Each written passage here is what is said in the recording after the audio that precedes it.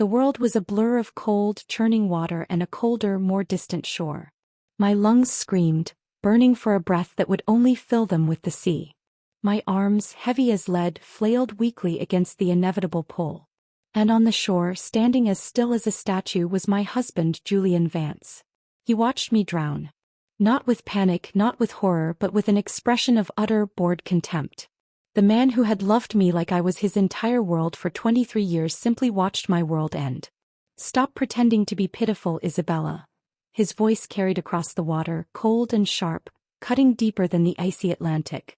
"I gave you over 2 decades of a luxurious life as Mrs. Vance. That should be more than enough repayment for whatever you think you've done. The only person I truly owe is your cousin Celeste. She's the one I've always loved. She stayed silently by my side for 10 years, sacrificing her own happiness, just so I wouldn't be in a difficult position." The waves pulled me under for a moment. I fought my way back to the surface, choking, my vision spotting. Then came the final cruel blow. "You'd better really be drowning this time. It would be perfect for everyone. Perfect for him. Perfect for Celeste." The ultimate betrayal wasn't just his. My own son Leo, who had just started his freshman year at Stanford, had stood beside his father on the patio just moments before I'd stumbled and fallen from the cliff walk. His words echoed in my waterlogged ears, each one a shard of glass in my heart. "Don't worry about her, Dad. Aunt Celeste is the one who really cares about us.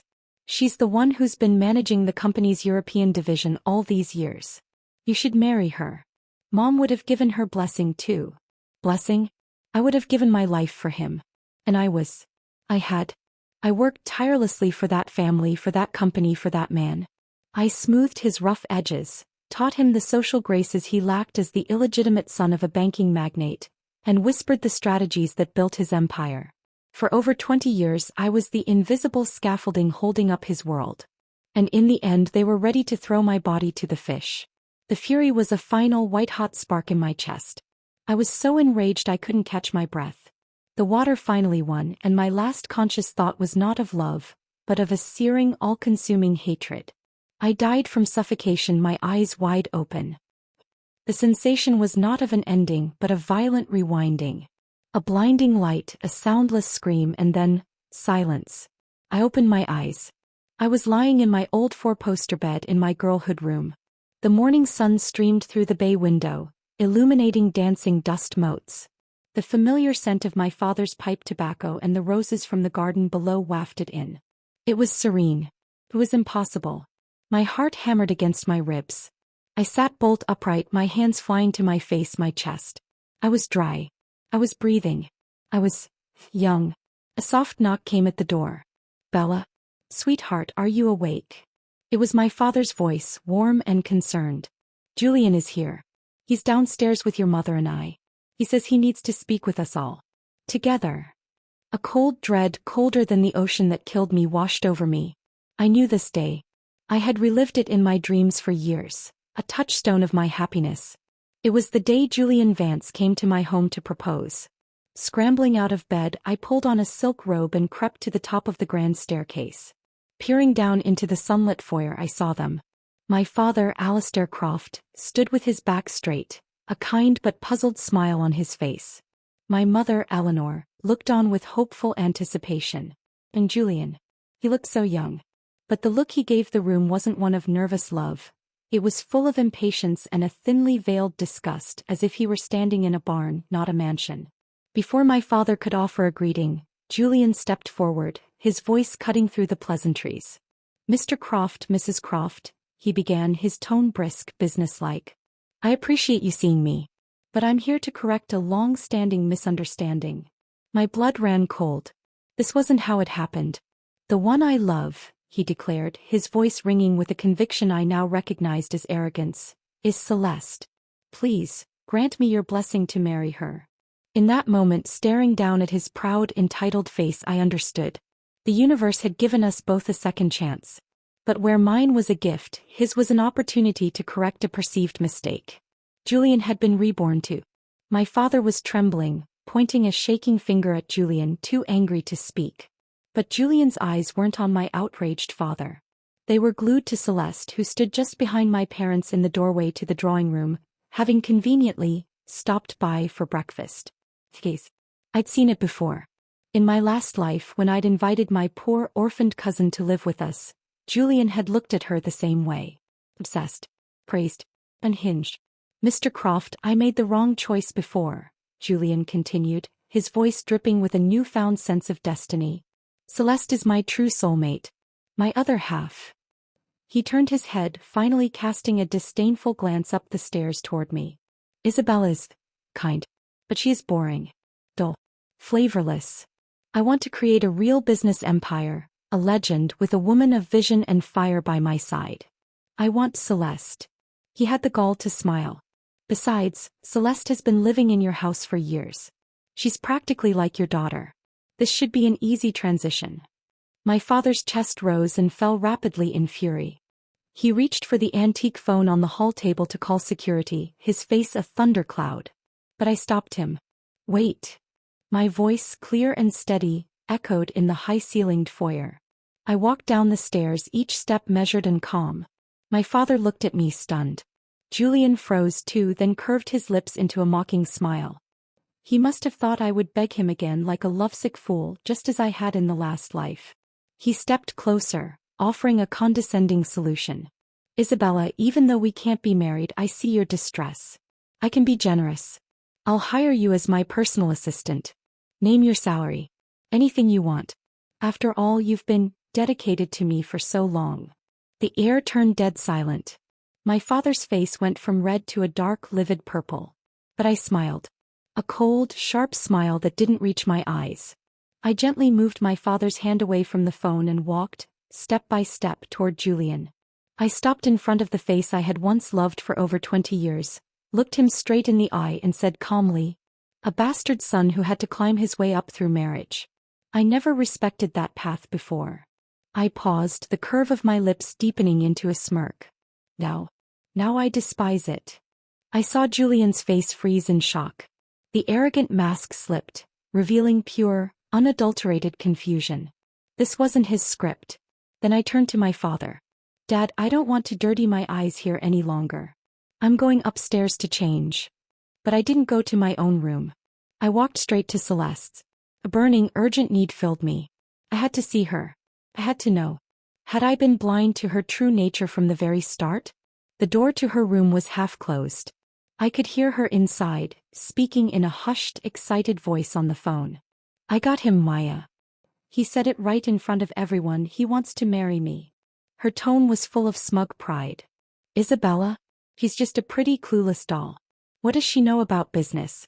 About powerful men? I just copied her outfits, mimicked the way she talks, and grabbed a few of her drafts from her private computer.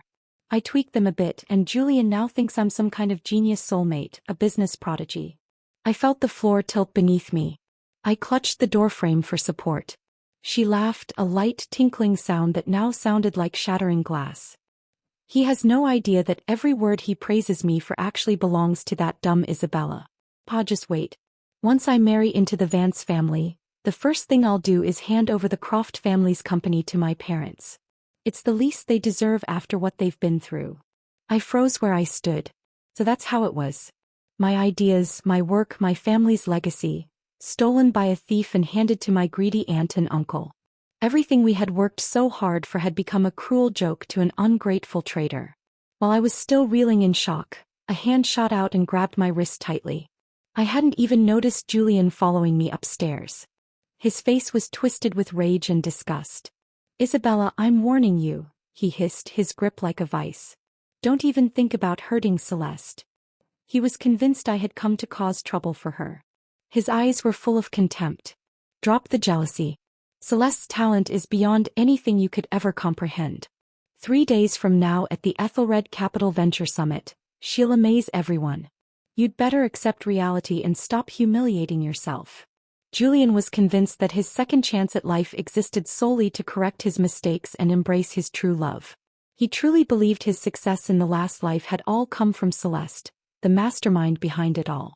As I stared at his arrogant, idiotic face, rage boiled inside me. But I forced a smile, one that made him hesitate for a moment. Sure, I said calmly. I'm looking forward to it. I wanted him to watch. I wanted to see everything he believed in, Everything he placed his hopes on, shatter right before his eyes. The 3 days leading up the Ethelred Capital Venture Summit were a study in quiet, seething preparation. The Croft Mansion, usually a place of warm, understated elegance, felt like a gilded cage filled with landmines.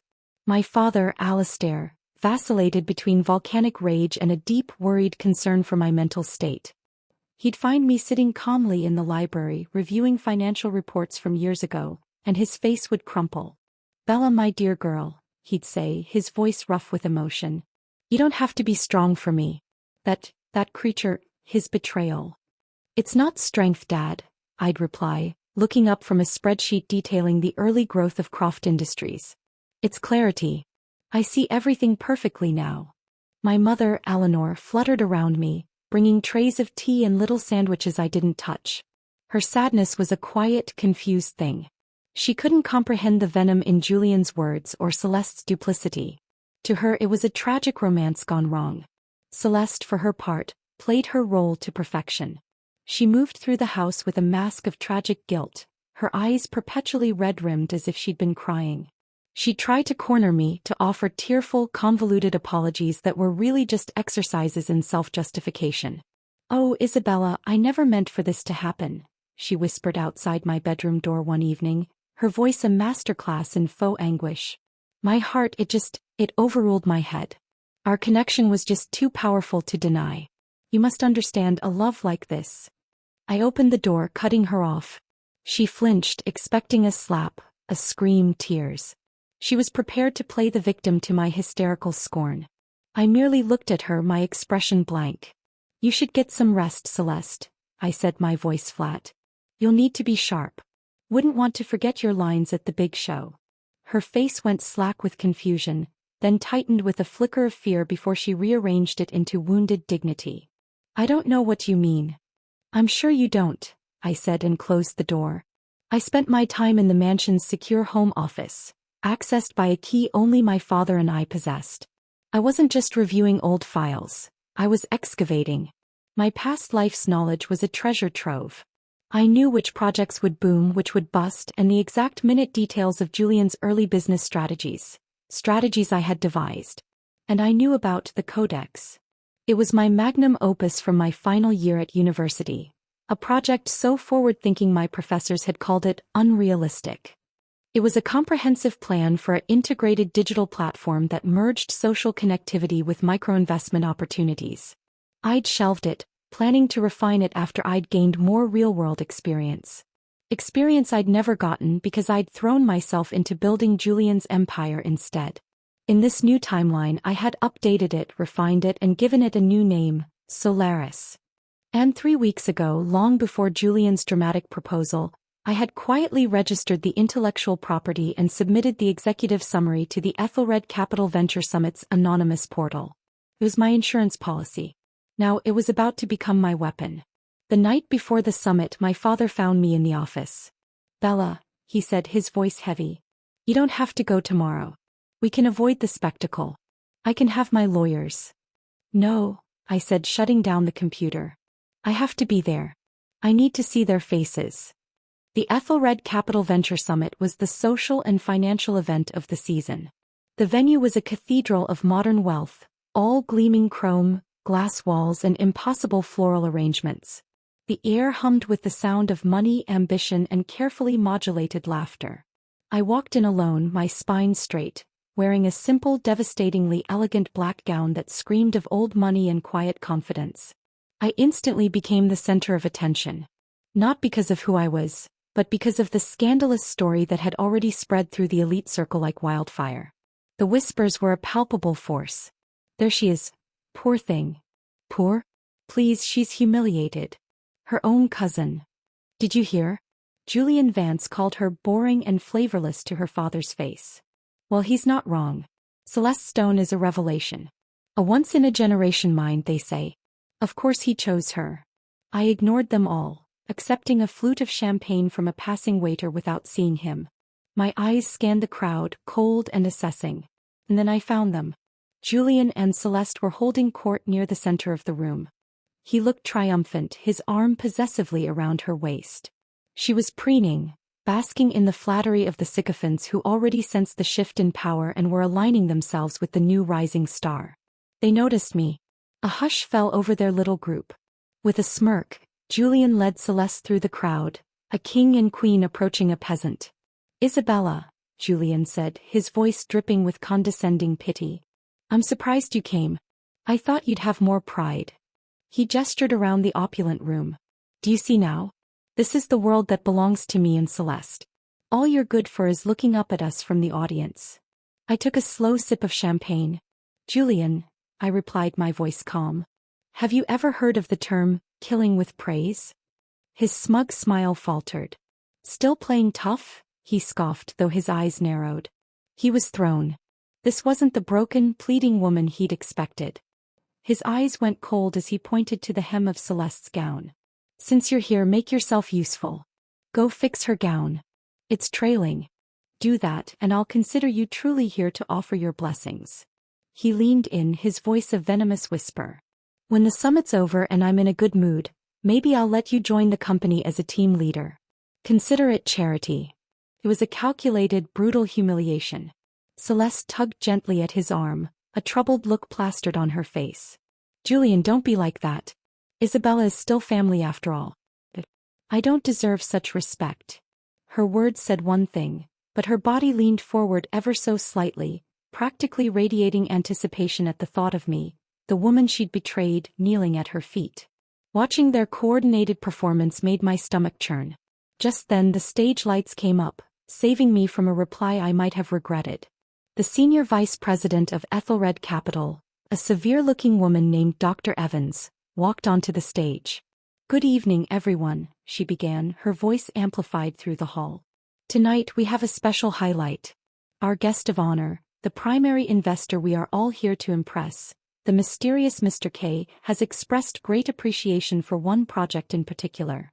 A wave of excited murmuring swept the room. Julian puffed out his chest, squeezing Celeste's shoulder. Dr. Evans continued. "Mr. K was captivated by the vision and depth of Miss Celeste Stone's project, the Codex." The room erupted in applause. Flashbulbs exploded as every camera turned to Celeste. Her smile was flawless, her nod gracious. Julian was beaming with pride and self-satisfaction. He was her biggest backer, the one who had put her on this stage. He leaned toward me, his voice a low, gloating whisper meant only for my ears. "Now do you see? Her talent is my greatest trump card." Then he did something astonishingly crass. He pulled a folded document from his inside pocket and tossed it at me. The corner of the paper scraped across the back of my hand, leaving a stinging red mark. I looked down. It was a prepared statement, one supposedly written by me. It declared that I voluntarily withdrew from the engagement, admitted I was inferior in talent and grace to Celeste, and wished them a lifetime of happiness. "Sign it," he hissed, staring at me like I was an ant he could squash at will. "Don't force me to be ruthless." On stage, Dr. Evans cleared her throat and the room fell silent again. "In addition," she said, her voice ringing with curiosity, "Mr. K has one more unusual request." The room leaned in, captivated. Mr. K would like Miss Isabella Croft to join the pitch on stage as well. Julian's triumphant smile froze solid. The light in Celeste's eyes dimmed instantly, replaced by a flicker of panic. Dr. Evans paused for a moment, her expression unreadable. "We've discovered," she continued, her words dropping like stones into the silent hall, "that the project submitted by Miss Isabella Croft, Solaris, shares an identical core framework and financial forecast with Miss Stone's project, the Codex." The air was sucked out of the room. All eyes turned sharply to me. Julian's head whipped around, the fury of a man about to erupt flashing in his eyes. Celeste had begun to tremble uncontrollably. All the color had drained from her face, leaving her expertly applied makeup standing out in garish contrast. In the suffocating silence, I calmly placed my champagne flute on a nearby table. I straightened the collar of my gown, my movements slow and deliberate. Then I walked past Julian and Celeste without granting them a single glance. My heels clicked decisively on the polished marble floor as I stepped onto the stage. The spotlight immediately found me, blindingly bright. Behind me, the giant screen flickered to life, displaying the two project proposals side by side. The codex on the left. Solaris on the right. The structure was exactly the same. The financial forecasts were identical. Celeste was the first to react. Her acting skills kicked in.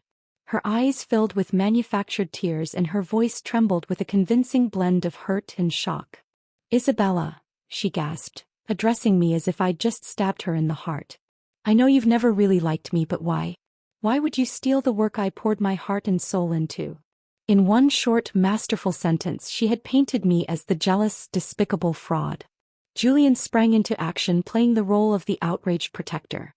He pulled her tightly into his arms and pointed a shaking finger at me, shouting to the entire room. "She stole it. I saw her with my own eyes 3 days ago, sneaking into Celeste's room like a thief. She must have taken the files then." He glared at me, his eyes burning with pure hatred. "Isabella, I know you too well. All you ever had were cheap tricks. You don't understand the first thing about real business strategy. You're not even qualified to be Celeste's assistant." Below the stage I saw my father, his face purple with rage, begin to stand ready to charge to my defense. I caught his eye and gave a subtle, almost imperceptible shake of my head. I raised my hand not toward him but toward Dr. Evans. My voice, amplified by the microphone, was preternaturally calm. Words alone prove nothing. Since Mr. K is following the summit, why don't we let him give us a live question? Pressure test. Then we'll see clearly who the real creator is and who's the thief. Without a moment's hesitation, arrogant to the last, Julian answered on Celeste's behalf. "Fine. Let's settle this so you'll admit defeat once and for all." He was utterly convinced. In this second life his judgment couldn't be wrong. He was about to turn this public humiliation into a shining testament for his so-called true love. The large screen behind us lit up with a video connection. A man appeared on the screen, his face obscured by a sleek silver mask that revealed only his intense, dark eyes. "Mr. K." His voice when he spoke was modulated slightly, but carried a tone of sharp intelligence. He presented a complex, cutting-edge question about data scalability and ethical AI implementation. A question so forward-thinking it was barely on the industry's radar. Celeste turned ghostly pale. The question was well beyond the scope of anything she had memorized from my notes. She opened her mouth, her lips moving soundlessly for a moment before she stammered out a response. It was a chaotic mess of buzzwords, broken logic and meaningless corporate jargon. In the end, all she could muster was a weak, empty conclusion. It's a bold concept," she stammered, but it needs time to be validated." Julian immediately jumped in to smooth things over. He shot me a smug look. "Celeste is just nervous." "But you, Isabella?" he said mockingly. "You're too scared to even say a word. You've already lost." Then turning to the screen he put on the act of a devoted, humble partner. "Mr. K, please, Celeste is just a pure, innocent girl. Her mind is all creativity and vision. Please don't make things harder for her. She never wanted her work to be plagiarized. I apologize on her behalf." He then made his fatal error. "As long as you're still willing to invest, I promise to make Isabella disappear for good." He wanted to trade my erasure for Celeste's future. The whispers below the stage turned into open ridicule. So this was her plan? Force her way onto the stage? Shameless. Even Julian Vance wants her gone. Why is she still here? I smiled. I stepped forward and picked up a marker from beside the presentation whiteboard. The tip made a crisp, deliberate sound as it met the pristine surface. And then I began to speak. The sound of the marker was like a starter's pistol in the dead silence. Every eye in the grand hall was fixed on me, a mixture of scorn, curiosity and schadenfreude. Julian's smirk was a permanent fixture, already tasting victory. Celeste's trembling had subsided into a pathetic performative weeping that she hid against Julian's shoulder. I began to write, my movements swift and sure. I didn't just answer Mr. K's question, I dissected it. I broke it down across 3 dimensions: core algorithmic logic, technical infrastructure baseline, and real-world ethical application.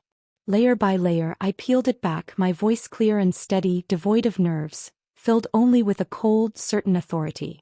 I proposed 3 concrete optimization solutions, each more elegant and innovative than the last, explaining not just the what, but the why. The underlying philosophy that separated a true creator from a mere memorizer. When I finished, I placed the marker down with a definitive click. The whiteboard was a tapestry of complex equations, flowcharts, and strategic notes. The room was utterly silent. The scorn had evaporated, replaced by a dawning, shocked comprehension. I turned to face the audience, my gaze sweeping over their stunned faces before landing on Julian and a now pale Celeste. "One more thing I need to highlight," I said, my voice cutting through the silence. I pointed to the two identical proposals still glowing on the giant screen behind me. "To fool amateur investors," I continued, my eyes locking on Julian, "those who pretend to understand business architecture but don't, I intentionally planted 3 data traps in my original proposal." I watched the blood drain from Julian's face. Celeste looked utterly lost. She had no idea what I was talking about. I identified each trap, explaining its sophisticated purpose and its precise mechanical trigger. "The first," I said, "is a recursive loop in the user acquisition cost analysis, designed to artificially inflate projections. It's programmed to detonate in the second financial reporting cycle, making growth seem unsustainable. The second is a hidden latency issue in the core architecture, set to cripple platform performance exactly at the 500,000 user mark. The third."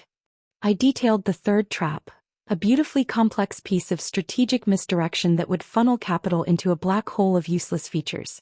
"A true thief," I said, my voice ringing clear in the hushed hall, "would never see any of that. They would copy the beauty and paste the flaws." The room fell into a dead, profound silence. You could have heard a pin drop. Julian's face went from flushed red to a dark, humiliated shade of purple. The arrogance was gone, replaced by a dawning, horrifying realization. Celeste swayed on her feet, her performance forgotten, replaced by genuine, sheer terror. She looked like a puppet whose strings had been cut. On the large screen, Mr. K remained silent for a long, agonizing moment. The masked face was unreadable. Then his modulated voice finally spoke, addressed not to me but to Julian. "Mr. Vance, do you still believe Miss Isabella Croft is the plagiarist?" Julian's face turned a shade of ash gray I had never seen before. It was the look of a man watching his entire reality, his second chance, shatter into a million pieces. He'd been stripped bare in front of the entire world he sought to rule. Every ounce of his dignity and confidence crumbled to dust. His body trembled, not with anger but with a primal, confusing fear. "No, no, that's impossible," he muttered, the words a broken whisper. He turned toward the pale, speechless Celeste in his arms, his grip on her tightening from protective to accusatory. "Celeste, tell him. Tell everyone it's not true. It was you. You taught me all of this. Say it." Celeste's lips trembled. She tried to form words, to summon another tear, another lie, but nothing came out. Her pretense, her performance, was laughable in the face of undeniable expert strength. She was exposed. Then Mr. K's voice came through the screen again, cold and factual. "Miss Stone, your submission for the Codex was time-stamped 3 days ago at 9:15 a.m. A document receipt flashed on the screen beside his face. "However, our system logs show that Miss Croft submitted Solaris 3 weeks ago at 3:02 p.m. The crowd erupted in a collective gasp. 3 weeks. It was irrefutable.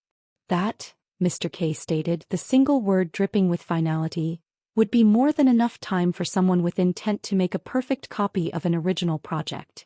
The energy in the room inverted. Every whisper, every mocking glance that had been aimed at me now swept toward Julian and Celeste. It was a tidal wave of scorn. Julian's reaction was instantaneous and vicious. He shoved Celeste away from him as if she were something filthy, contaminated. She let out a sharp, genuine scream as she fell to the ground, her expensive gown pooling around her, her carefully constructed image completely disheveled. He didn't even look at her. His eyes, bloodshot and wild with a mixture of rage and utter humiliation, found me. He stormed toward the stage, but security subtly moved to block his path. He was like a caged animal. "You," he hissed, his voice cracking with fury. "You planned this. You knew from the start. You wanted to watch me fall. Isabella, you're so cruel." I looked down at his face, twisted with desperation. The man I had loved for a lifetime, the man who had watched me drown. There was no satisfaction, only a vast, empty calm. "Julian," I said, my voice calm and clear over the din, I wasn't watching you fall. I paused, letting the words hang in the air. I was just taking back what was mine. At that moment the figure on the screen moved. Mr. K reached up and slowly, deliberately removed the silver mask. The entire venue gasped as one.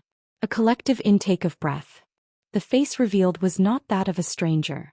It was a man perhaps in his late 40s, with a gentle, refined handsomeness that was currently pale and bore the faint traces of illness. But his eyes were sharp, intelligent, and filled with an unspoken pain as they settled on me. The entire venue went silent once more. Even my father, seated below the stage, stood up in stunned disbelief, his mouth slightly agape. Julian was hit as if by thunder. He froze completely, the strength draining from his body. His Adam's apple bobbed as he forced out 2 words, a horrified whisper that was picked up by the stage microphones. Cashin. He should have said the true power behind Ethelred Capital. My uncle Cashin Vance. Due to a prolonged and secret battle with a chronic illness, Cashin had spent years receiving treatment overseas, a reclusive figure rarely seen in public. In my last life he had passed away quietly, and in sorting through his private effects, I had discovered a heartbreaking truth. He had always been my silent guardian. He had watched over me, believed in me, and from the shadows, using his immense power and influence, he had helped clear away countless obstacles for me. Obstacles that Julian had never even known existed.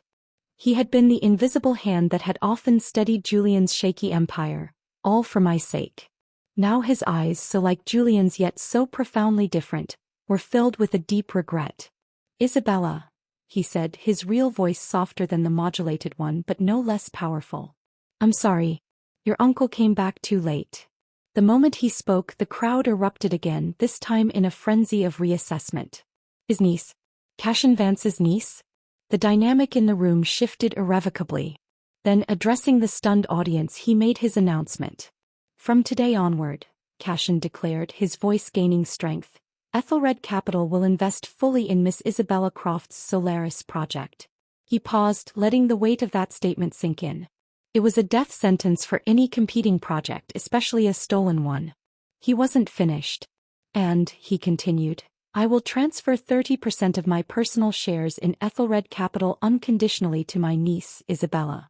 As his final words landed, the entire hall fell into an eerie, stunned silence. The scale of it was unimaginable. It wasn't just an investment, it was an anointing. It was a transfer of dynastic power. The light in Julian's eyes didn't just fade, it was extinguished. Only ashes remained. It was then that he finally understood the full, devastating scope of his failure. He had been given a second chance at life. And not only had he failed to right his wrongs, he had personally, publicly, and irrevocably ruined himself.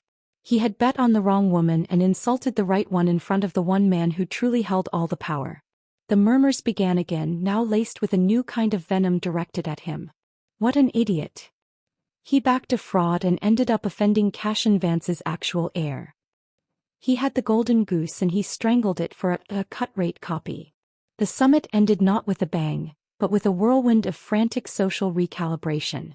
I was immediately surrounded by a new crowd, their faces eager, their congratulations effusive. I accepted them with a distant smile, my mind already elsewhere. I avoided Julian's hollow, broken stare and ignored Celeste, who was being helped off the floor by a reluctant event coordinator, her face a mess of tears and smeared makeup. They were already ghost. My father found me, his eyes shining with tears of pride and fury. But I had no idea. I know, Dad, I said, squeezing his arm. It's okay. Uncle Cashin's assistant quietly guided us through a private exit. A sleek, black town car was waiting at the curb. Inside, seated in the dim light, was Cashin himself. He looked weary but offered me a small, sad smile. Get in, Isabella, he said, his voice warm. We have much to discuss. I sat in the plush leather seat beside him, my father taking the front passenger seat. The driver pulled away from the curb, leaving the glittering spectacle behind. I sat quietly, watching the neon lights of the city flash by outside the window. My father kept glancing back at me, his expression a complex mix of guilt, remorse, and overwhelming pride. Isabella, Uncle Cashin said after a few minutes of silence. He handed me a thick document folder. It was the official transfer agreement for 30% of Ethelred Capital's shares. I accepted it without a word. My fingers trembled slightly as I held the weight of it, the weight of a future I had never dreamed of. "This is what you deserve," Uncle Cashin said, his pale face tinged with deep emotion. "Back when your grandfather founded Ethelred with my father, your mother was the one he saw as his true successor. If it hadn't been for..." He didn't finish the sentence, but I understood. "If it hadn't been for her choosing family life, for the patriarchal structures that pushed her aside, for the illness that took her too young. In my previous life, I'd been so consumed by my devotion to Julian that I'd ignored everything about my mother's legacy and my grandfather's empire. I'd turned a blind eye to the family business, content to be the power behind a lesser throne. Not until Cashin passed away and Ethelred was gutted from within by Julian's incompetence and Celeste's greed did I realize my error. But by then it was far too late." "Thank you, Uncle," I said, my voice thick with a sincerity I hadn't felt in years. "From now on I'll be the one to protect what you and Grandpa built." He looked momentarily stunned, then a smile of deep relief spread across his features. It was the answer he'd always wanted to hear. The car eventually stopped in front of the Stone family villa. But my moment of peace was short-lived. As we walked through the front door, the sound of raised voices hit us. The drama was not over. Inside, my Aunt Sharon and Uncle Robert, Celeste's parents, were already waiting, their faces contorted in outrage. They leapt to their feet the moment we entered. "Alistair," Aunt Sharon wailed, tears and smeared mascara streaming down her face. "You have to stand up for our Celeste. She was framed. That little viper set her up." She jabbed a finger toward me. "Our Celeste is pure. There's no way she would ever plagiarize anything." Uncle Robert quickly added his voice, his face red with fury. "It was her. Isabella. That girl's been cunning and jealous since she was little. She must have been jealous of Celeste and Julian's love. That's why she set up this whole trap." My father trembled with a fresh wave of rage, pointing at the two of them. You actually have the nerve to come into my home and say this? After what your daughter did? Instead of repenting, you dare twist the truth like this." I thought my aunt might finally back down under his fury, but to my surprise she turned her venom directly on me, her eyes blazing with a hatred I never knew she possessed. "Isabella, don't think you're untouchable just because your uncle supports you now," she shrieked. "Don't forget why Julian Vance liked you in the first place. If it weren't for our Celeste constantly praising you in front of him, copying how you dressed and spoke just to get his attention, do you really think he would have looked at you twice? You're nothing but a cold, boring wooden doll. Celeste made you interesting." So that was their twisted truth. My so-called 23 years of love had been nothing but a carefully crafted illusion built by their manipulation. Julian hadn't fallen for me. He'd fallen for a reflection of me, curated and performed by my cousin. I smiled, a cold, terrifying smile that made her flinch. "So," I said, stepping closer, my voice like ice. "You admit it. You admit Celeste has been copying my life from the very beginning." My aunt recoiled but doubled down. "Copying? That's called helping. If it weren't for Celeste with your personality, you'd never have gotten married. You should be thanking her." "Enough," my father roared, his voice shaking the crystals in the chandelier. He slammed a stack of documents onto the coffee table. "This is a termination of familial ties agreement I had my lawyer draft an hour ago. From this moment on, your family has nothing to do with the Crofts. Get out. Now." My aunt and uncle were stunned into silence. They hadn't expected this. They'd expected to bully and guilt their way back into favor. "Alistair, you can't do this," my uncle spluttered. "Big brother, please," my aunt cried, lunging toward him. He shoved her away with a force I didn't know he had. "Security." 2 guards entered immediately and began dragging my sputtering, shrieking aunt and uncle toward the door. "You can't treat us like this, Isabella. You destroyed my daughter's future," my aunt screamed as she was hauled out. I watched them go with cold eyes. There was no satisfaction, only a deep, frozen calm. "Celeste is still upstairs," I said, my voice even. "Celeste. You can come down now." She appeared at the top of the stairs, her face pale as ash. She hadn't dared show herself during the entire confrontation. Now discovered she had no choice but to walk down each step trembling. She stopped in front of me, her eyes filled with real tears now, tears of fear. Isabella. I'm sorry. I didn't mean to. Looking at her, disgust rose in my chest. In my previous life, this was exactly how she had ruined me. Step by step, she had taken everything from me. My husband, my child, my identity, my life. I didn't say a word. I simply waved my hand. The security guards understood. They took her by the arms and escorted her out of the house, out of our lives. Finally, the villa fell silent. But I knew it wasn't over. Julian Vance, stripped of his illusions and his future, was like a wounded, cornered animal. And wounded animals are the most dangerous of all. The silence in the Croft villa after my aunt, uncle and cousin were ejected was profound. It wasn't a peaceful quiet. It was the heavy, echoing stillness after a bomb has detonated.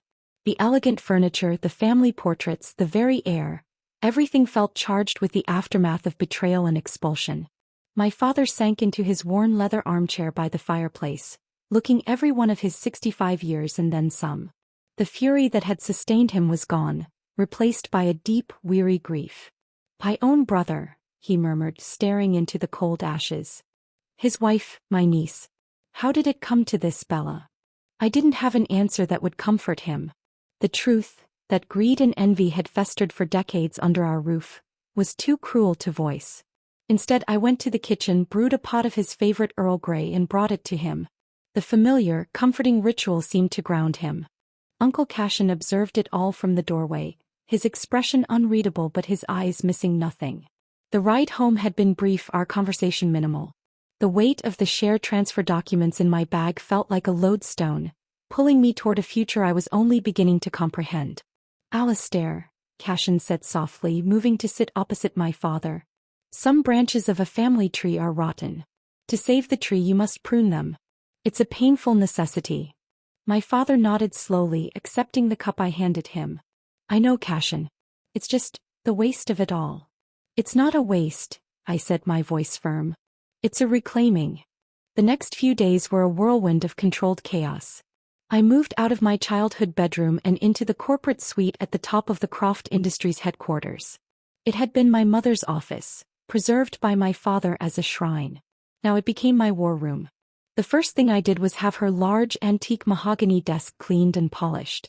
I sat in her chair, feeling the weight of her legacy, and got to work. Uncle Cashin was my guide, a patient and shrewd mentor. My knowledge from my past life was intuitive, based on lived experience. He taught me the structure, the paperwork, the legal and financial frameworks that turned instinct into strategy. We spent hours each day poring over Ethelred Capital's portfolios, and simultaneously, we began the deep forensic audit of Croft Industries. I knew where the bodies were buried because I'd watched Julian and Celeste bury them in another life. Now I was the one digging them up. It was during one of these sessions, overlooking the city skyline from my floor-to-ceiling windows, that I saw it. A massive, towering digital advertisement on the building opposite. It was for a new venture capital firm, Blaze Ventures. And the face smiling arrogantly next to the logo was one I knew well, though not from any friendly encounter. Liam. In my first life, Liam had been a fierce, brilliant rival of Julian's. Julian, with my unseen help, had crushed him, absorbing his company in a hostile takeover that was celebrated in the business pages as a masterstroke. I remembered the photo of Liam from the court steps, his face a mask of cold, furious defeat. He had sworn vengeance on Julian that day, a vow everyone had dismissed as the sour grapes of a loser. Now here he was back and seemingly flush with cash. Uncle Cashin followed my gaze. Liam Chin, he said, a note of interest in his voice. He's taken over Julian's abandoned Skynet project. Ironic, isn't it? A sworn enemy turned unlikely ally. Is he an ally? I asked, my eyes still fixed on Liam's confident smirk. To us, perhaps not. But to anyone against Julian Vance he is a weapon. And Julian, in his desperation, is making it easy for him. Cashin handed me a tablet displaying a confidential contract. Liam's firm, Blaze Ventures, has just invested heavily in Julian's new company. But the terms, they're suicidal. I scanned the document. It was a bet the company agreement. Julian had to reach 1 million users for his Skynet platform within 3 months. If he failed, Blaze Ventures would gain full control of his company's shares and assets. It was a Hail Mary pass from a man who believed his own delusions of grandeur. "Has he lost his mind?" my father asked, joining us at the window after reading the terms over my shoulder. I shook my head, a cold smile touching my lips. "He's not crazy, Dad. Just too confident. Confident to the point of blindness. Confident to the point of stupidity." He truly believed that any idea he touched would turn to gold, forgetting that it was my Midas touch he'd been relying on all along. The next day, Julian publicly announced the launch of Skynet. He held a lavish press conference, and despite his recent humiliation, a cadre of loyalists and sensation-seeking media still showed up. He stood tall, radiating a brittle pride, his eyes constantly scanning the crowd. I knew who he was looking for. Me. My father and I watched it live on the newsfeed in my office. "This project," my father said, frowning deeply at the screen as Julian spouted buzzwords about disrupting social connectivity. "It looks strangely familiar." I let out a cold, humorless laugh. "Shit. It's the draft I once tossed into the trash bin in university." The concept had 3 fundamental fatal flaws I had identified years ago. I had abandoned it. But somehow, in her desperate scrambling, Celeste had dug it up from my old computer files and presented it to Julian as a groundbreaking treasure. And he, in his newfound contempt for me, had swallowed it whole. "Should we stop him?" Uncle Cashin asked, his tone neutral. A word in the right ear could pull the funding. It would be a mercy, really. "No," I said, my voice firm. "Let him carry on." I walked to my safe, unlocked it, and pulled out a familiar old binder. I tossed it onto the desk. "This is Skynet's original data model. The one I wrote. Once the user count surpasses 500,000, the system will crash. The architecture can't handle the load. It's fundamentally flawed." I paused, letting that sink in. Then I delivered the coup de grace. And when I first designed it, even as a student, I was paranoid about intellectual property theft. I left a backdoor in the architecture. A hidden data sync protocol. I met their stunned gazes. Every piece of user data Skynet acquires will auto-sync to a secure server I control. My father stared at me, a complex emotion crossing his face. Pride, shock, and a flicker of fear. "Isabella, to deal with wolves, you have to be even more ruthless than they are." I nodded calmly. "I know, Dad. I learned from the best." In the following days, I threw myself into the Solaris project with relentless focus, all while keeping a close, silent watch on Skynet's meteoric and entirely artificial trajectory. Julian was burning through his remaining capital like water. Ads for Skynet flooded every major platform, subway station, and television channel. The hype was deafening. The user numbers predictably soared. Day 3, 400,000 users. Day 5, 450,000. Day 7, 480,000. My team, a small, fiercely loyal group of engineers and analysts I'd poached from under Julian's nose, worked around the clock in a secure lab. They were preparing for the harvest. We watched the numbers climb with the grim anticipation of engineers watching a faulty reactor core approach meltdown. On the night of Day 8, the digital counter on Skynet's public dashboard hit 499,999. To celebrate the imminent milestone, Julian held a lavish, obscenely expensive celebration banquet at the opulent Grand Regency Hotel. The event was filled with the usual sycophants, celebrities, and business elites who always flocked to the newest, shiniest thing. He stood on a stage draped in Blaze Ventures' crimson logo, champagne flute in hand, beaming with manufactured triumph. "Thank you all for your support," he announced, his voice echoing through the ballroom. "Tonight, as we stand on the brink of unprecedented success, I want to thank someone very special." The crowd stirred. Every eye turned toward the entrance. I had arrived, fashionably late, with my father as my escort. We stood quietly at the back, arms crossed, observing the spectacle. "Without her," Julian continued, lifting his glass in a mocking toast directly toward me, his eyes gleaming with vicious triumph, "I wouldn't have found my true self. I wouldn't have the drive to prove everyone wrong. Isabella," he called out, his voice dripping with sarcastic gratitude. "Do you see? I soar even higher without you." The crowd, unsure how to react, offered a smattering of nervous applause.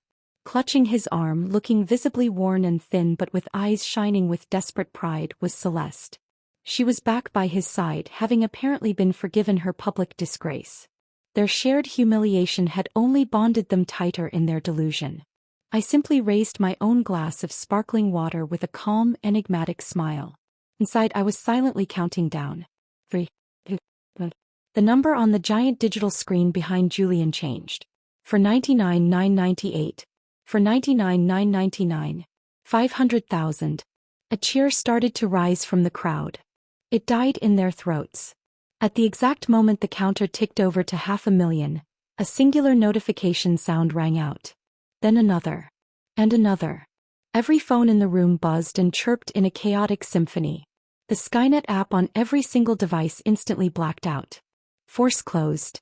The large screen behind Julian went dark, then flashed with a brutal error message. System failure. Connection lost. Panicked murmurs turned into shouts. People tapped frantically at their screens. Nothing. Then the screen behind Julian flickered again. Abruptly it switched to a serene, sun-drenched logo. A golden sun rising over a circuit board. The logo of Solaris Technologies. A message popped up, clear and elegant. Skynet has collapsed. Your community doesn't have to. Solaris is now officially live. All Skynet users can migrate their profiles and data with one click. Seamless. Secure. Preserved. The room erupted into pure chaos. Journalists scrambled for a signal. Investors roared in anger. Socialites gasped in delight at the drama.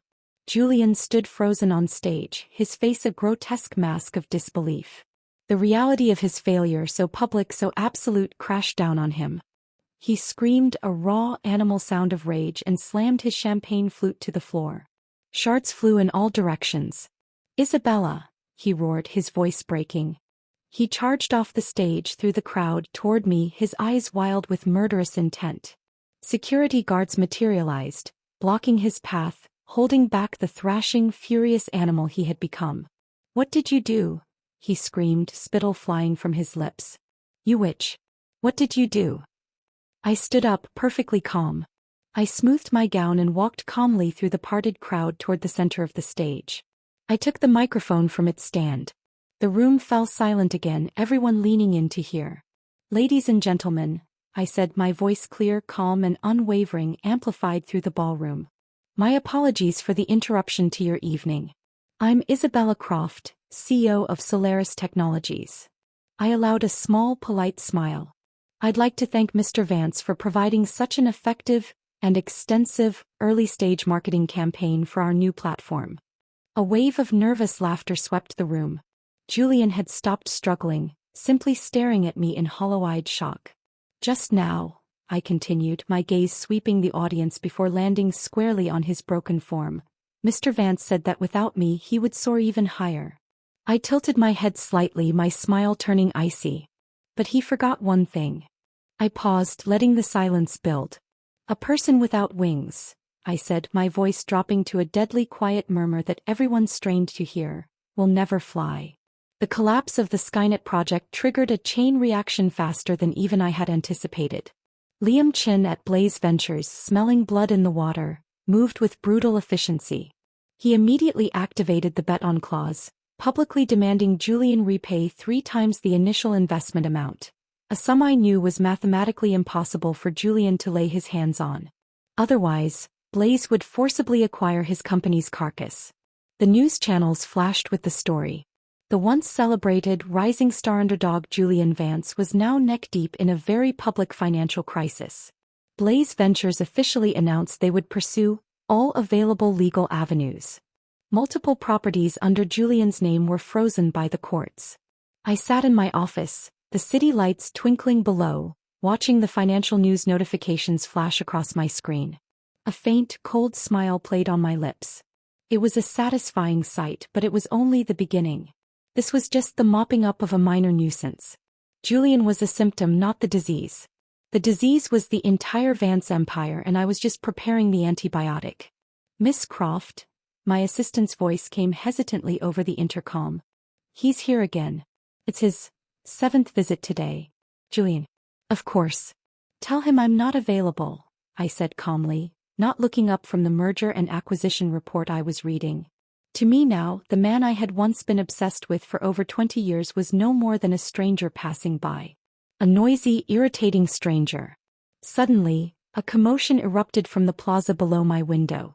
I heard shouting. I walked to the window and looked down. There he was. Julian Vance, standing in the middle of the square in front of Croft Industries, disheveled and red-eyed. His suit was wrinkled, his hair unkempt. "Isabella," he bellowed, his voice echoing off the glass and steel towers. "I know you're in there. Come out here. You can't do this to me." Security guards approached him, but he fought them off like a madman, shoving and yelling. We were husband and wife. 23 years. 23 years. I watched, utterly indifferent, my heart as calm as still water. In my previous life I had given him everything I had, my love, my intellect, my life, only to be repaid with betrayal and a cold, watching eye as I drowned. This life I wouldn't give him a single second more of myself. I pressed the intercom. "Escort him off the premises. If he resists, call the police and have him charged with trespassing." I watched as security finally overpowered him, grabbing him by both arms. Still unwilling to give up, he shouted one last thing, his voice cracking with a desperation that once would have shattered me. "Isabella, what do you want from me? Just meet me once. Please." I didn't move from the window. My gaze was steady, devoid of any emotion. When he realized I wouldn't come out, wouldn't even acknowledge his performance, his shoulders slumped. As the guards dragged him away, he pulled out his phone with a fumbling hand. A moment later, my personal phone buzzed on my desk. A text message. "After everything we've been through, are you really this heartless? Please, I'm begging you. Help me one last time. If you get me through this, I'll agree to anything you want." I read the message. Then, without a second thought, I blocked his number. Once I thought he was my whole world. Now he wasn't even worthy of a glance. The intercom buzzed again. "Miss Croft." "Yes." "Chairman Alistair Croft asked me to remind you of your lunch with Mr. Chin from Blaze Ventures in 1 hour. And," my assistant's voice held a new note of gravity. "A separate message just came through. Chairman Gordon Vance of the Vance Group would like to request a meeting with you at your earliest convenience." I smiled. The first fish had taken the bait. Now a much bigger, older shark was circling. It was time to go fishing. Lunch with Liam Chin was a fascinating exercise in mutually assured cynicism. We met at a discreet high-end sushi bar where the tables were separated by opaque silk screens, ensuring privacy. He was already there when I arrived, looking nothing like the defeated man from the courthouse steps. He was sharp, composed, and his eyes held a calculating light that acknowledged the game we were both playing. "Miss Croft," he said, rising slightly in a gesture of old-world courtesy. "A pleasure. Though I suspect our motivations for this meeting are transactional." "Mr. Chin," I replied, taking my seat. "I've always appreciated directness. And yes, transactions are the foundation of business. The key is ensuring you're on the right side of them." We spoke in circles for a while, discussing market trends, the failed Skynet launch, a topic that brought a grim smile to his face, and the potential of Solaris. He was probing, trying to gauge my depth, my ambition, and my feelings toward Julian. "He signed a suicidal contract," Liam said finally, sipping his green tea. "A bet a desperate man makes when he believes his own legend. I will own what's left of his company by the end of the week." He paused, watching me. "I imagine that brings you some satisfaction." "Satisfaction is a fleeting emotion, Mr. Chin," I said, selecting a piece of sashimi with my chopsticks. "I'm more interested in stability. And Julian Vance is a destabilizing element. His continued presence, even in failure, is messy." Liam's eyes narrowed slightly. He understood. I wasn't here for gloating or an alliance. I was here to ensure the destabilizing element was permanently removed. I was giving him silent permission to be merciless, and in return he would face no interference from me, the one person with the power and now the motive to potentially salvage Julian's wreckage. "Mess can be cleaned up," he said softly. "With the right tools." "I'm glad we understand each other," I said, offering him a small, cold smile. The transaction was complete. An hour later, I was walking into the exclusive members-only tea house where Gordon Vance had requested to meet.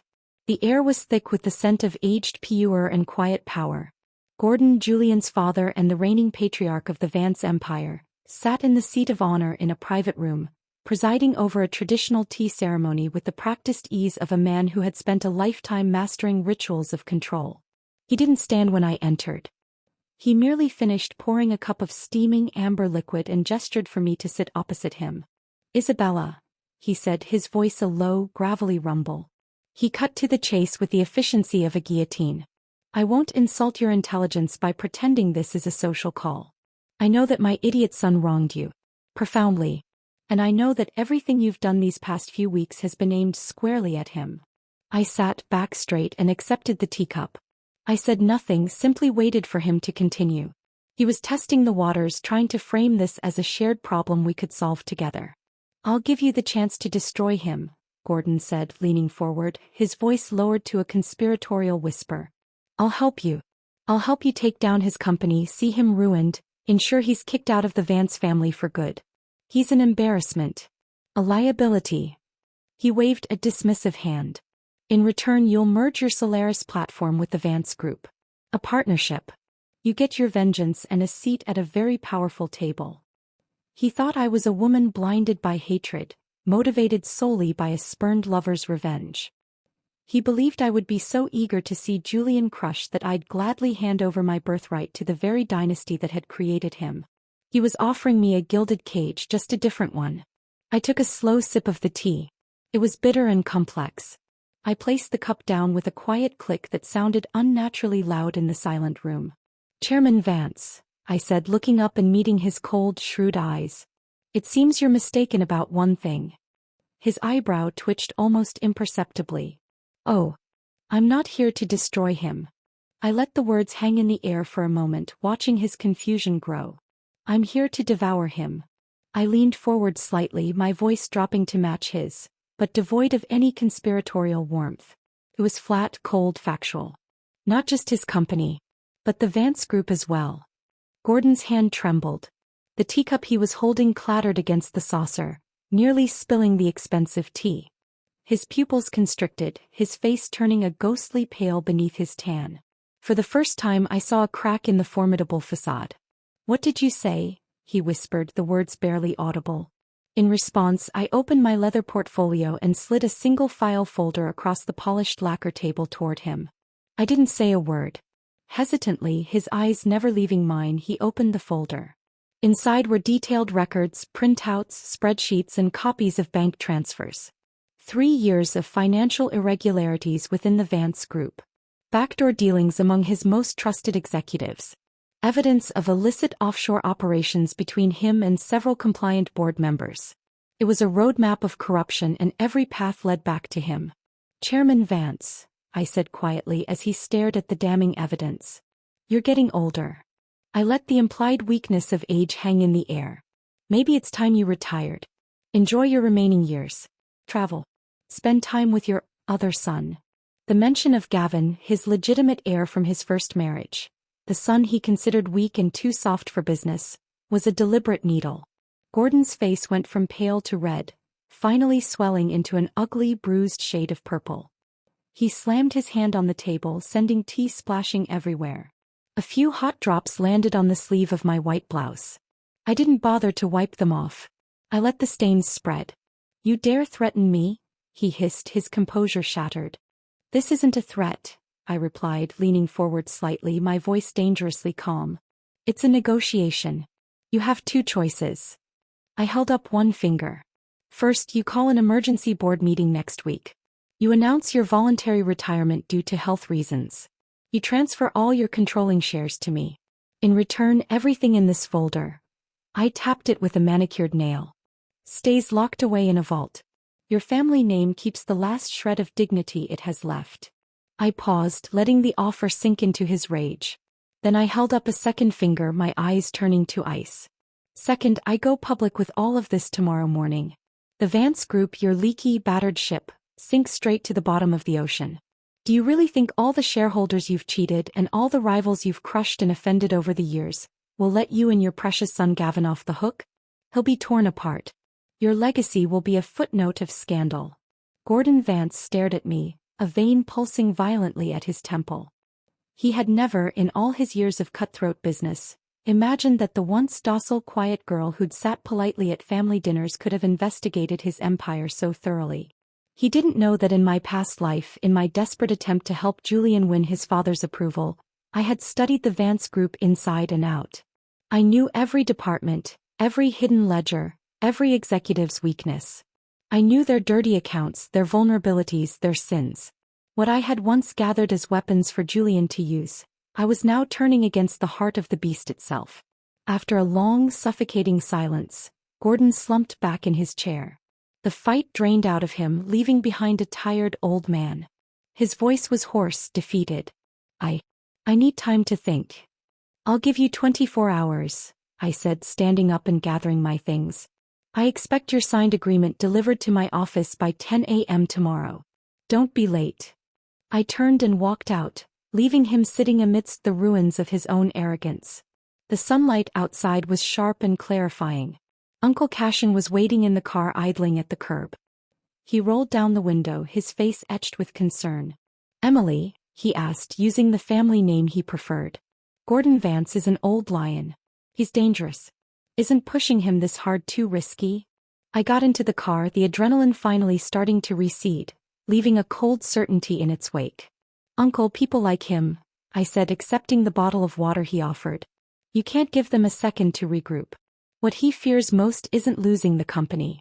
It's that his carefully groomed, legitimate heir, Gavin, will be destroyed in the fallout. He'll choose to sacrifice himself to save his version of the dynasty." Cashin looked at me, a new respect in his eyes. "You play a brutal game, niece."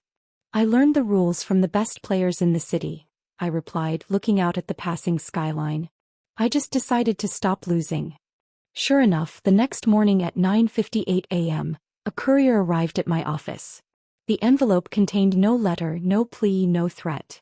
Just the signed agreement. Gordon Vance had capitulated. He would resign. The shares would be mine.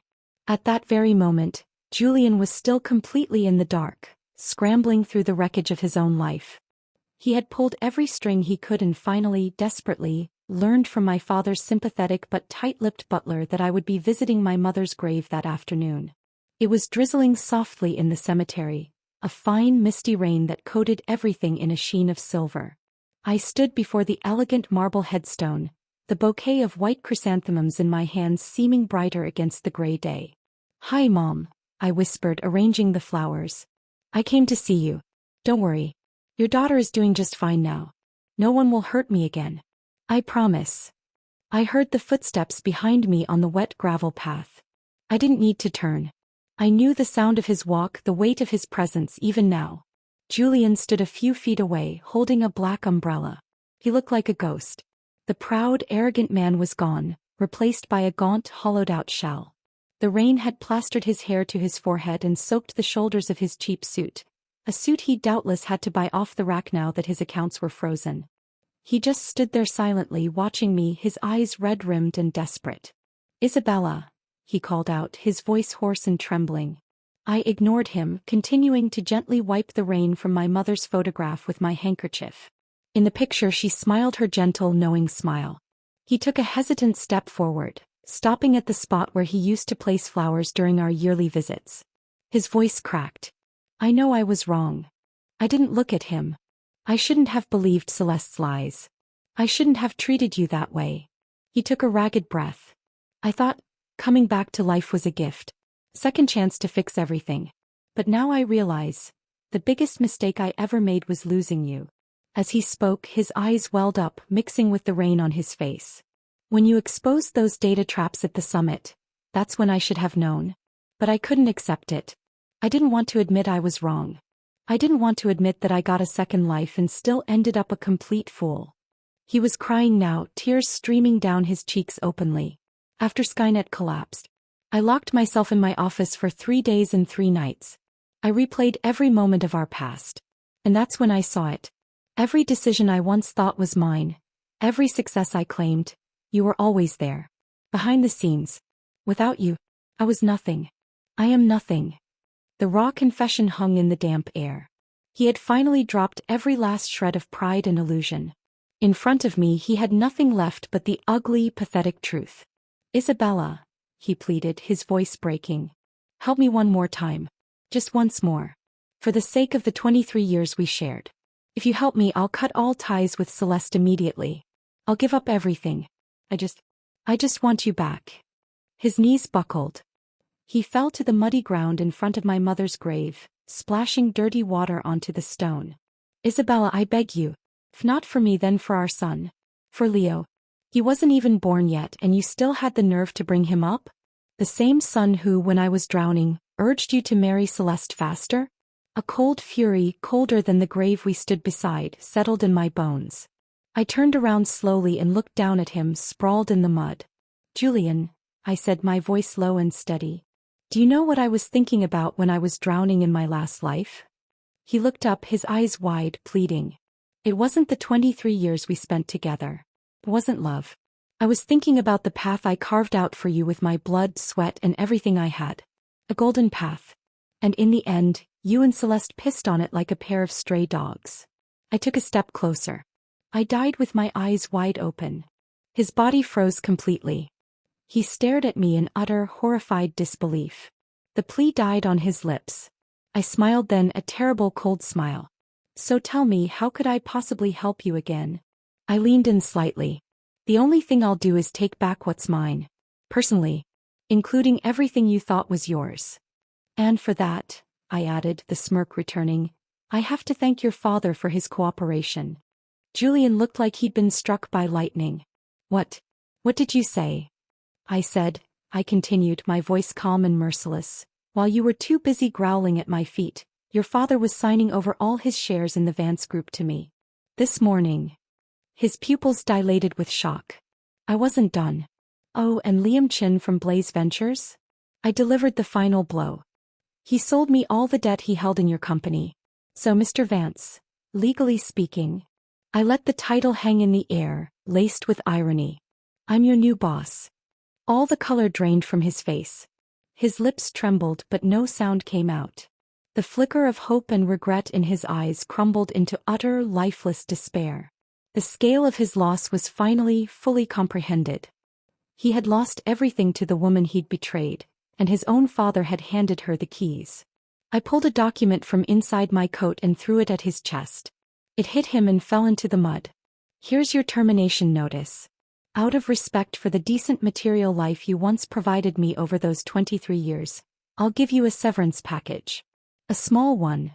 My voice was like steel. Take it and get the hell out of the elite circle.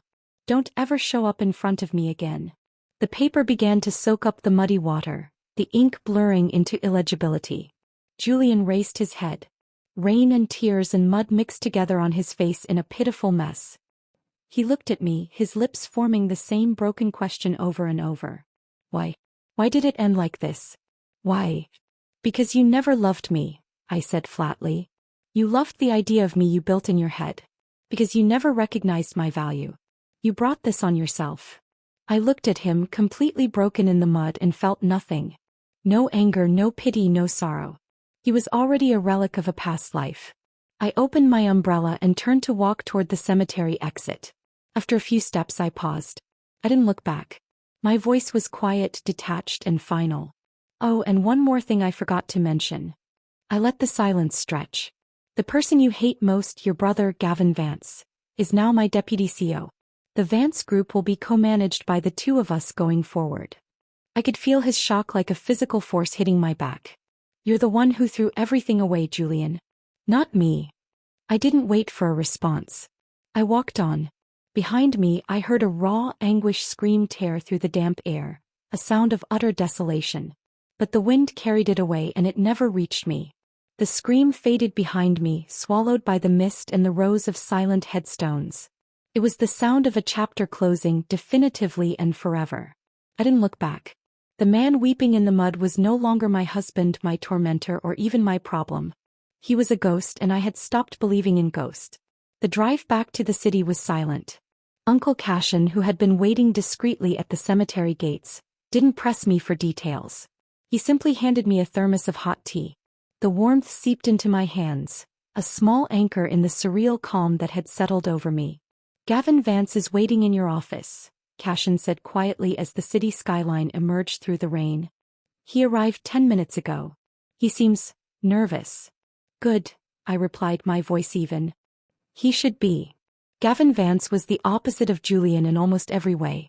Where Julian was all sharp angles, bravado and bastard-born ambition, Gavin was softer, more thoughtful, the legitimate heir who had always been overshadowed by his brother's vicious drive and his father's brutal expectations. I'd met him a handful of times at family functions. A quiet man with kind eyes who preferred his library to the boardroom. Gordon had considered him a weak disappointment. I saw him as an untapped resource. I walked into my office shedding my wet coat. Gavin was standing by the window looking out at the rain-swept plaza below. He turned as I entered and I was struck by the profound anxiety in his eyes. He was a man who knew his world had been overturned and was terrified of what came next. Miss Croft, he said, his voice slightly unsteady. Isabella. I don't quite know what to say. My father's instructions were abrupt. Please sit, Gavin, I said, moving behind my desk. Your father's instructions were the result of a negotiation. One he lost. You're not your father. And this, I gestured around the office to the building to the city beyond, does not have to be a punishment. He sat gingerly on the edge of the chair, looking like a man awaiting a verdict. He said he was retiring for health reasons and that you were taking over. He said I was to assist you. He didn't provide details. Then I will, I said, folding my hands on the desk. Your father was facing financial and legal ruin. I provided him with a graceful exit. In return, I now control 51% of the Vance Group. You retain your 10%. The remaining 39% are with various shareholders who, I assure you, will be much happier with me at the helm than with your father facing indictment. He paled. Indictment. I have enough evidence to send him away for a long time, Gavin. The choice was simple. A quiet retirement or a very public destruction. He chose wisely. I leaned forward. But I didn't do this just to save your father from himself. I did it because the Vance Group is a sprawling, inefficient and ethically compromised mess. It has immense potential that your father and brother were too short-sighted and greedy to realize. I slid a tablet across the desk to him. On it was a streamlined, aggressive plan for the Vance Group. It involved divesting from its shady offshore holdings, pouring resources into its legitimate tech and manufacturing arms, and merging its infrastructure with the rising star of Solaris. I need a deputy CEO who knows the company's history but isn't poisoned by its culture, I said. Someone the old guard board members might actually listen to. Someone who isn't me. I met his gaze. I believe that person is you. He stared at the tablet, his eyes scanning the plans. I saw the fear in them slowly being replaced by something else. Dawning comprehension and then a flicker of excitement. This is brilliant, he murmured, scrolling through the proposals. The synergies with Solaris alone, we've been trying to break into that market for years with brute force. This is elegant. He looked up at me, a new respect in his eyes. You did this. Not Julian. Everything Julian ever had I gave him, I said flatly. He was just the public face. The pretty logo on a product I built. Now I'm taking my product back. Gavin was silent for a long moment, absorbing the magnitude of what I was saying, of what Julian had truly lost. He never saw it, he said finally, almost to himself. He was so busy believing he was the genius he never saw the architect. He looked at me. What do you need from me? Loyalty, I said simply. Not to me personally. To the company. To this vision. I tapped the tablet. We have a lot of cleaning up to do. Your first task is to go through the executive roster. I want a list of every yes man, every crook your father installed. They're gone. Then, a list of the competent ones who were sidelined because they had a conscience. They're promoted. A slow smile spread across Gavin's face, the first genuine one I'd ever seen from him. Transformed him. They'll fight you. The old guard. Let them, I said with a cold smile of my own. I have their mortgages, their mistresses' apartments and their secret bank accounts. They'll leave quietly. And so the unlikely alliance was forged. Gavin Vance, the gentle heir, and Isabella Croft, the architect of ruin, became the new leadership of the Vance Group. The business world watched, stunned, as we began our ruthless, methodical purge. Press releases announced a new strategic direction and a focus on innovation and ethical governance. The stock market, after an initial dip of confusion, began to climb. Stability, it seemed, was more attractive than Gordon's volatile corruption. My days became a whirlwind of strategy meetings, merger details, and managing the double life of running both the burgeoning Solaris and the retooling Vance Group. I was building an empire, brick by brick, on the ashes of the one I'd helped create and then destroy. Miss Croft, I'm sorry to interrupt. There's a situation. A commotion in the main lobby. It's Mr. Vance. Julian. He's trying to get upstairs. He's not in a good state. I sighed, the brief moment of warmth gone. The ghost was refusing to stay buried. Security. They're containing him, but he's being very vocal. Let him be vocal, I said coldly. Do not let him upstairs. If he becomes violent, call the police. I tried to refocus on the merger documents in front of me, but the distraction was there. Julian was a splinter, a constant, irritating presence even in his absence. The next day the splinter festered. News alerts began popping up on my phone. They were no longer about business. They were about scandal. From billions to beggar. The spectacular fall of Julian Vance. Exclusive. Inside Julian Vance's breakdown. Vance heir spotted sleeping on park bench? The articles were accompanied by grainy, long-lens photos. Julian, unshaven, sitting on a bench in a crumpled suit. Julian arguing with a hotel manager, presumably being ejected. Julian staring hollowly into a cheap cup of coffee at a diner. The media, having built him up, was now gleefully tearing him down. They were painting a picture of a man in total mental and financial collapse. And they were connecting it all to me. The narrative was subtle but clear. The cold, calculating ex-wife who took everything and left him destitute. I was being cast as the ice queen, the villainess of the piece. I knew with cold certainty who was feeding them this narrative. Celeste. It had her fingerprints all over it. She couldn't beat me in business, so she was trying to win the war of public opinion. She was making Julian her pathetic poster boy, her weapon of sympathy. It was a clever, vicious strategy. In the world of high finance, perception was everything. A reputation for ruthless coldness could be a strength. But a reputation for cruel, personal vindictiveness could make investors nervous. Partners could get skittish. I was watching the headlines pile up when Gavin Vance walked into my office, his face grim. He tossed a tabloid onto my desk. The headline was particularly brutal. He took her cousin, she took his life. The Isabella Croft story. This is getting out of hand, Gavin said, uncharacteristic anger in his voice. It's not just about him anymore. It's starting to splash onto the Vance Group. And onto Solaris. Board members are getting nervous calls. I know, I said, my voice calm though my mind was racing. We need to do something, he urged. A statement? A lawsuit. A statement gives it oxygen. A lawsuit takes years, I said, shaking my head. I looked out the window, my eyes narrowing. No. This requires a more surgical approach. I knew Celeste. I knew how she operated. She was hiding behind Julian's tragedy, pulling the strings from the shadows. To stop the narrative, I had to cut the strings. I had to remind her that I knew where all her bodies were buried too. And I knew exactly where to start digging. There was a name from my past life, a name I'd buried deep.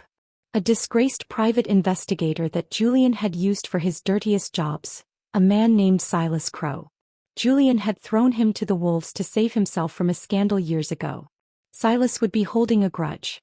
And he would know things. Things about Celeste that even I didn't. It was time to stop playing defense. The ghost and his puppeteer needed to be laid to rest. For good. I picked up my private phone. It was time to make a call I thought I'd never make. Silas Crow operated out of a dingy office above a laundromat that perpetually smelled of cheap detergent and stale cigarette smoke. The man himself was a relic. A washed-up private investigator whose best years had been spent in the shadows of the elite, digging up dirt until he became dirt himself. Julian had used him for years, then discarded him without a second thought when a particularly sensitive operation nearly blew back on them. Silas had taken the fall and he'd been festering in this hole ever since. He didn't look surprised to see me. His small, watery eyes, set deep in a network of wrinkles, just blinked slowly as I stepped into his cluttered office. Isabella Croft, he rasped, not bothering to get up from his worn swivel chair. Or is it Vance again? Hard to keep track with the headlines these days. He gestured to a stack of tabloids on a nearby filing cabinet, all featuring my face. Seems you're the woman of the hour. I need information, Silas, I said, dispensing with pleasantries. I placed a thick envelope of cash on his desk. And discretion. He eyed the envelope but didn't touch it. Information on who? The ex-husband? I've been reading all about his misfortune. There was a gleam of schadenfreude in his eyes. Not him. Her. Celeste Stone. A slow, unpleasant smile spread across his face. Fazen. The other woman. I wondered when you'd get around to her. He finally picked up the envelope, thumbing through the bills.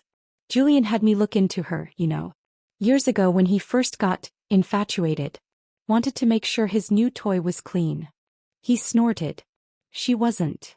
My heart beat a little faster. This was the gamble. What did you find?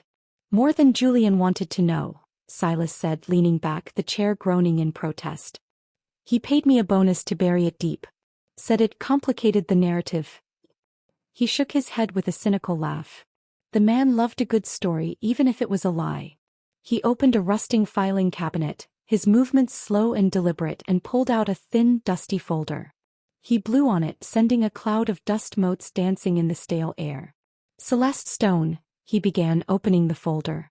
Or as she was known in her early 20s, Celeste Miller. He had a bit of a networking habit. Before she set her sights on Julian, she was involved with a married senator's chief of staff. There were emails. Very compromising emails. The kind that could end careers. I raised an eyebrow. Blackmail. Not sophisticated enough for that. He was just messy. But it showed a pattern. She targets powerful men or men connected to power. She's a social climber, Miss Croft. A very ambitious one. He flipped a page. Then there were the financials. Your generous aunt and uncle? Not as generous as they seemed. They were funneling money from your father's company for years. Small amounts cleverly hidden. Vacation homes, tuition for Celeste's failed attempts at various degrees. All paid for with Croft money. I gave Julian the evidence. He thought it was amusing. Said it showed initiative. I felt a fresh wave of disgust. They'd been parasites, all of them. And Julian had admired their leeching. But the real gem, Silas said, his voice dropping to a conspiratorial whisper, is from about 5 years ago. Around the time she moved in with you. There was an incident. A hit and run. A cyclist was seriously injured. A witness got a partial plate. It traced back to a rental car paid for by your uncle's corporate card. The one he used for Croft Industries business. I stared at him, my blood running cold. I remembered that. A young man, a promising musician, had been left with permanent brain damage. The case had gone unsolved. It had been a minor news story for a week. Celeste was driving, Silas said, his eyes locked on mine. She panicked. She drove home and told her parents. Your uncle called Julian. Not the police. Julian. He let that sink in. Julian made a call. The witness reconsidered their statement. The partial plate was lost. The case went away. Julian paid for the family's silence. A monthly, charitable donation that's still being paid out of a hidden account to this day. He considered it the cost of doing business. For love. I sat back, the pieces clicking into a horrifying mosaic. The stolen ideas, the embezzlement, the moral corruption, and now this. A covered-up crime. A life ruined. All swept under the rug by Julian to protect his precious, pure soulmate. I need copies, I said, my voice hoarse. Everything. The financial records, the witness statement, the bank transfers for the payoffs. Everything. Silas smiled his oily smile. That'll cost more than what's in that envelope, Miss Croft. This is premium-grade ammunition. Name your price.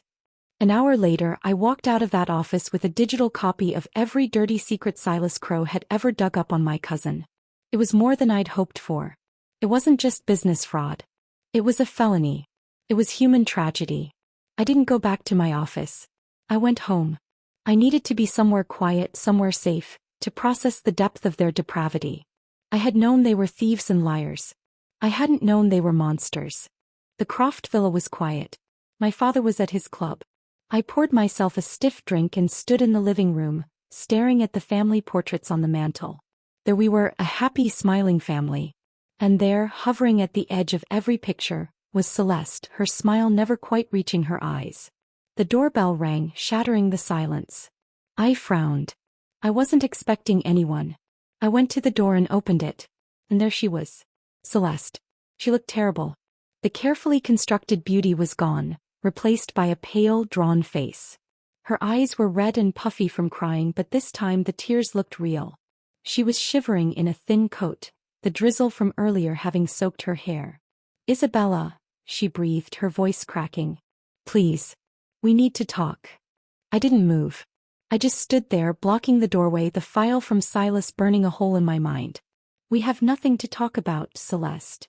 Please," she begged, her composure breaking. "It's Julian. He's lost his mind. The things he's saying to the press. He's destroying himself. He's destroying both of us." So that was it. Her puppet was breaking his strings, and his flailing was damaging her too. She wasn't here out of concern for him. She was here to save her own skin. "And that's my problem because?" I asked, my voice icy. "Because you did this," she cried, her desperation turning to accusation. "You broke him. You took everything from him. From us. You need to fix it. You need to give him something, anything to make him stop talking. A job, a consulting fee, just enough to shut him up." I actually laughed, a short, harsh sound. "You think I should pay him to be quiet? After everything? What else are you going to do?" She spat, her mask of vulnerability slipping to reveal the venom beneath. "Let him drag us all down? He's telling them everything, Isabella. About how I took your ideas, about how he knew about the arrangements. He's got nothing left to lose." This was it. The moment. She had walked right into my parlor. "Come in, Celeste," I said, my voice suddenly quiet. She looked surprised, then hopeful, thinking she'd gotten through to me. She stepped inside, dripping water on the polished floor. I closed the door behind her and turned to face her. I didn't offer her a seat. I didn't offer her a towel. "You're right," I said. "He's talking. And it's a problem. But not for the reasons you think." I walked to the side table and picked up my tablet. I pulled up the first document from Silas's file, the financial records showing her family's embezzlement. I turned the screen to her. Her face went white. She recognized the accounts immediately. "This is just the start, Celeste," I said softly. "This is from 5 years ago. Your parents stealing from mine. Small change, really." I swiped to the next document. The emails between her and the senator's aide. Her face crumpled further. How did you get this?" she whispered. I ignored her and swiped again. To the police report about the hit and run. The witness statement. The bank records showing Julian's charitable payments to the victim's family. Her hand flew to her mouth. Her eyes widened in pure, unadulterated terror. This was the one she thought was buried forever. "You were driving," I stated, my voice flat and cold. "You left a young man to die on the side of the road. And then you, your parents, and your lover covered it up." She started to tremble violently. I didn't. It was an accident. "It was a crime," I corrected her. "And covering it up was another crime. And the payments to the family? That's hush money. That's conspiracy. That's years in prison, Celeste. For you. For your parents. And for Julian if I decide to include him." Tears of real fear now streamed down her face. "Please. Isabella, please, we're family." "No," I said, the word final and absolute. "We are not family. You are a thief, a liar, and a criminal. And you have exactly one chance to avoid spending the next decade in a cell." She looked at me, her eyes begging. "You're going to leave this city. Tonight. You are going to take your parents and you are going to disappear. You will never contact me, my father, or anyone in my circle again. You will never speak to a reporter again. You will never write a book. You will vanish." But we have no money," she stammered. "That is not my problem," I said coldly. "The money you stole from my father should last you a while if you're frugal. Consider it your severance package." And if I don't?" she asked, a last flicker of defiance in her eyes. I smiled. It was not a nice smile. "Then I release all of this to the press and the district attorney. I will personally testify against you. I will make sure you are convicted. And I will ensure you serve every single day of your maximum sentence in the worst prison I can find. The choice is yours." The defiance died. She crumpled, sinking to her knees on the floor, sobbing uncontrollably. The puppeteer was broken, her strings cut. I felt nothing. No pity. No triumph. Just a cold, clean emptiness. Get out of my house, I said. And remember my terms. I'll be watching. She scrambled to her feet, not looking at me, and fled out the door into the rain. I stood there for a long time listening to the silence. It was over. The last loose thread had been tied off. The next morning, a brief article appeared in the business section. Celeste Stone, former associate of disgraced businessman Julian Vance, has left the city for an extended overseas trip with her family, according to sources. There was no fanfare. No drama. They were just gone. With the source of the poisonous narratives eliminated, the media circus around Julian began to die down almost immediately. Without Celeste feeding them stories, without a new villain to pit against me, his breakdown became old news, a sad footnote. The world moved on. A week later, my assistant informed me that a package had arrived for me. It was a small plain box. Inside, nestled in tissue paper, was a single worn key. There was no note. It was the key to the beach house. Our beach house. The one Julian and I had bought in the first year of our marriage, when we were poor but happy, when dreams were enough. The place we had promised each other we'd grow old in. He was returning it. Letting it go. Or perhaps in his own broken way apologizing. I held the cold metal in my hand for a moment, remembering a different man, a different life. Then I walked to my balcony and threw the key as far as I could into the garden below. It disappeared into the rose bushes. I didn't look back. The war was over. I had won. The empire was mine, the enemies were vanquished, the past was buried. Now it was time to build the future. Victory, I quickly learned, was not a destination but a new landscape to be managed. The silence after the storm was not empty. It was filled with the immense responsibility of what I had seized. The Vance Group, now merged with the core of Croft Industries and streamlined under the new banner of Ethelred Croft, was a colossal entity. It was my empire, won through blood, sweat, and a second chance, and it demanded everything I had. My days were no longer about dismantling or defending. They were about building. The purge Gavin and I had initiated was brutal but effective. The old, corrupt guard was gone, replaced by a new generation of sharp, ethical executives I headhunted from around the globe. The company's culture began to shift from one of cutthroat ambition to one of fierce, intelligent innovation. Solaris was integrated seamlessly, its user base, swollen from the Skynet migration, becoming the cornerstone of the new empire's public face. Uncle Cashin, his health slowly improving away from the stress of corporate battle, became my most trusted advisor and the chairman of the board. His steady hand and vast network were invaluable. My father, Alistair, retired fully, finally at peace, spending his days in his garden or at his club, his pride in me a tangible thing that warmed me from the inside out. And then there was Leo.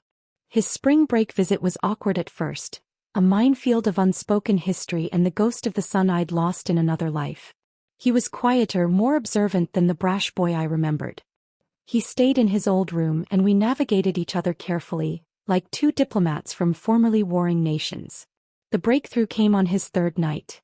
We were sitting in the library after dinner, a fire crackling in the hearth. He called me, Leo said suddenly, staring into the flames. Dad. I put down my book. What did he say? He was rambling. About conspiracies. About how you and Uncle Cashin and some shadowy group had orchestrated everything to ruin him. He shook his head, a sad, weary gesture that was too old for his face. He asked me for money. Said he was onto a big deal, that he could turn it all around if he just had some capital. My heart ached for him. This was the burden I had wanted to spare him. What did you tell him? I told him no. Leo looked at me, his eyes clear. I told him I had to focus on my studies. And I told him to get help. He swallowed hard. He called me a pathetic puppet. Said I was just like you. I'm sorry, Leo. Don't be, he said, his voice firming. After that call it was like a fog cleared. I finally saw it. The person he became when he didn't get his way. The person he must have always been underneath it all. He met my gaze. Grandpa told me what you did. How you built his companies for him. How he took the credit. All of it. I didn't do it for credit, I said softly. I know, he replied. You did it for us. For our family. He gave me a small, hesitant smile. You're not boring, Mom. You're the strongest person I know. It was the absolution I hadn't known I needed. The bridge between us was no longer fragile. It was being rebuilt with steel and understanding. He started asking me about the business, about Solaris, his engineering mind fascinated by the problems we were solving. By the time he left to go back to Stanford, a new ease existed between us. He was my son again. With my personal world stabilizing, my focus turned entirely to the future of Ethelred Croft. I launched an aggressive philanthropic arm focused on funding STEM education for underprivileged girls. A quiet tribute to my mother and the legacy she never got to fulfill. The press, ever fickle, began to change its tune. The Ice Queen narrative was slowly replaced by The Architect, a title I found far more fitting. One evening, 6 months after the summit, I was working late in my office. The city was a blanket of lights below me. The silence was broken by my assistant. Miss Croft, a Mr. Chin is here to see you. He says it's urgent. Chin. I hadn't seen him since our sushi lunch. Send him in. He entered, looking as sharp and composed as ever, but there was a new tension around his eyes. He didn't sit. Isabella, he said, dispensing with pleasantries. I've just come from the airport. I have a plane waiting. I'm leaving the country for a while. This was unexpected. Business or pleasure? A bit of both. Mostly it's an extended vacation. He paused, choosing his words carefully. But before I left, I felt I owed you a piece of information. A courtesy between rivals. I gestured for him to continue. It's about Julian, he said, his voice neutral. He's left the city. I made sure of it. I went still. Made sure how? The debt he owed me was substantial. He had nothing left to sell but one thing. Liam's face was impassive. His story. He was shopping a memoir. A tell-all. My life with the Ice Queen. How Isabella Croft stole my empire. Pitched to every sleazy publisher that would take his call. A cold knot formed in my stomach. I thought I'd silenced him by silencing Celeste. I'd underestimated his bottomless capacity for self-destruction and vengeance. I acquired the manuscript, Liam said casually, as if he were talking about buying a newspaper. All copies. And the digital files. I then called in the final marker on his debt. The terms were simple. He gets on a plane to a less prominent country and he never speaks to a journalist or publisher again. In return, the debt is forgiven. He agreed. He's gone. I stared at him, stunned. Why would you do that? Liam allowed himself a small, cold smile. Because, Isabella, you and I are alike. We appreciate order. We build. He only knew how to break. His continued presence was a messy, unpredictable variable. I removed it. He tilted his head. Besides, the Ice Queen narrative was starting to damage share prices. My shares now. It was a sound business decision. It was also a warning. A reminder that Liam Chin was not my friend. He was a predator who had simply found a bigger predator to align with for now. He had taken care of a problem, but he had also demonstrated that he could and would act unilaterally in what he perceived as his interests. I see, I said, my voice equally cool. Thank you for the courtesy. He nodded. I expect we'll be doing business again, Isabella. Under more pleasant circumstances. He turned and left as quietly as he had arrived. I stood there for a long time looking out at the city. Julian was gone. Truly gone. Not dead but erased. It was a more final ending than I had imagined. There was no closure, no last dramatic confrontation. Just a quiet financial transaction that wiped him from the board. It was over. The following month, we held the official launch gala for the new Ethelred Croft headquarters. It was a glittering, triumphant affair. The who's who of the business world were there, not out of morbid curiosity but out of genuine respect. I wore a gown the color of champagne, and for the first time I felt not like an imposter or an avenger, but like I belonged exactly where I was. I gave a speech not about defeat but about the future. About building something lasting and meaningful. The applause was thunderous. Afterward, as I circulated through the crowd, I felt a light tap on my shoulder.